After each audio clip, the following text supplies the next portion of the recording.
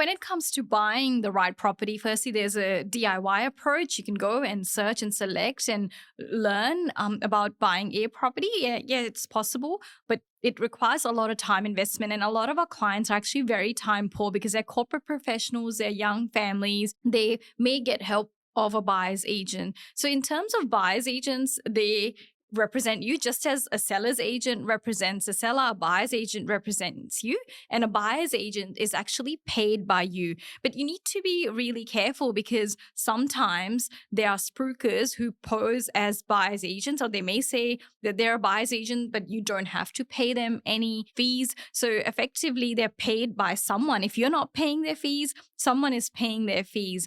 So they may be spruikers, there might be developers agents who are receiving hefty commissions on the back end when they actually sell your property. They're not really buying you a property, they're selling you a property, and they're being remunerated by someone else.